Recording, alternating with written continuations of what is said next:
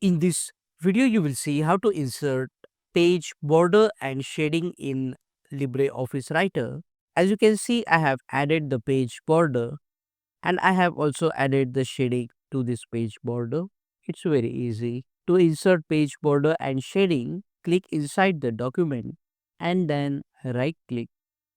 At the bottom here, you will see the option of page style. We can make use of this option to insert border and shading. After clicking, click on the Borders tab. Under the Borders, you will see here the option of Present. So we want borders to all the pages from all the sides. So we will select the second option, and as you can see, the border is appearing. If you want the border style to be dotted or a dash one, you can select from here.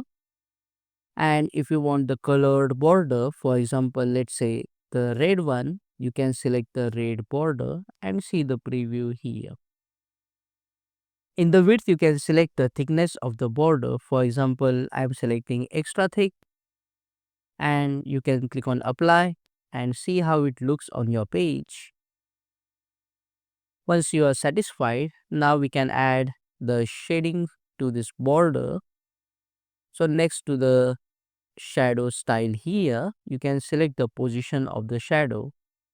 The first means no shadow at all. The second means shadow to bottom right. So when we select this option, you will be able to select the shadow color as well. For example, just to distinguish, I will select another color, this one, and then click on apply. As you can see, we have the shading here. Similarly, you can select the other positions and see what suits you. So once done, you can also increase or decrease the distance of the shadow.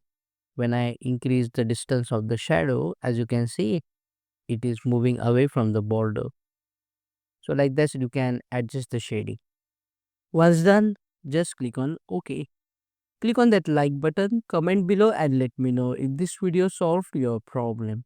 And don't forget to click on the subscribe button, press the bell notification icon if you want to learn LibreOffice Writer quickly.